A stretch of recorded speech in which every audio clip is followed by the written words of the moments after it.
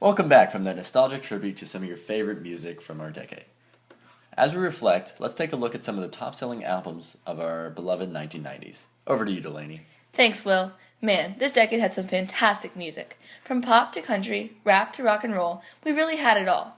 Starting off the decade in 1990, Madonna brought us her smash album The Immaculate Collection, featuring hits like a Virgin, Vogue, and Material Girl.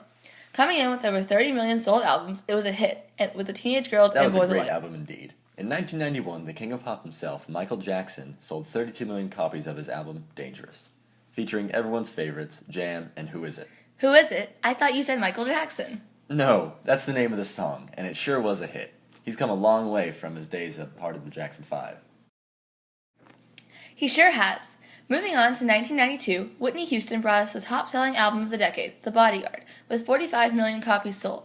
Winning a Grammy for this album and a Juno Award, Whitney was extremely successful with this release. Man, I will always love that album. And Whitney will always love you, the folks at home, her adoring fans. Speaking of adoring fans, Mariah Carey's album Music Box flew off the shelves at 32 million albums sold in 1993.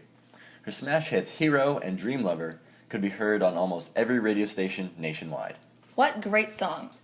Fast forwarding to 1997, Shania Twain came in with the most country albums sold. Her album, Come On Over, featuring Man, I Feel Like a Woman, and Honey, I'm Home, sold over 40 million copies, marking a real milestone for country music. It don't mean a thing if it ain't got twang, am I right? Exactly what I was thinking. Going on to 1999, the teenage heartthrobs AJ McClain, Nick Carter, Howie Duro, Kevin Richardson, and Brian Luttrell, also known as the Backstreet Boys, released their album Millennium, featuring the smash hit I Want It That Way, which also sold 40 million copies. These boys had teenage girls rushing to the stores and rushing to their concerts. They're the perfect boy band, and they appreciate their fans as much as their fans appreciate them. They sure do. And rounding off the decade and the century, the Princess of Pop, Britney Spears, released her album Baby One More Time, selling 30 million copies. This album features the hits Baby One More Time, Crazy, and Email My Heart.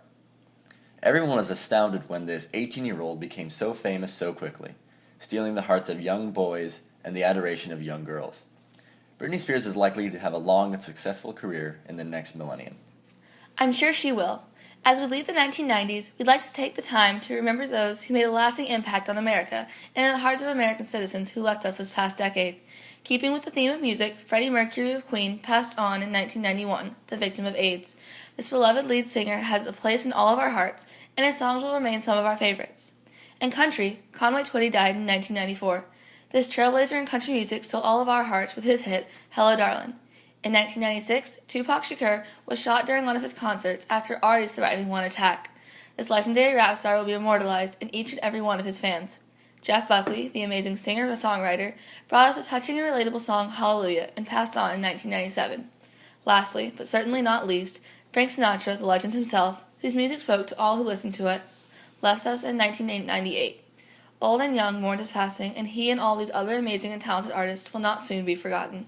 Now in remembering the more socially influential people of the century, starting with Theodore Seuss Geisel, more commonly known as Dr. Seuss, was the children's book writer of the century who died in 1991. He will forever be immortalized in his books. Also during this decade, the star Audrey Hepburn passed on in 1993, but unlike in her movie, she will not be eating breakfast with Tiffany, but with Jesus. In 1994, Richard Milhous Nixon died at the age of 81. The 37th president will be remembered for his scandal at Watergate and his resignation of the presidency. Finally, the legendary baseball player Joe DiMaggio was one of the most well-known and liked Yankee players of all time. He certainly was, and none of these amazing people will ever be forgotten. Well, that wraps up our segment. See you in 2000, America.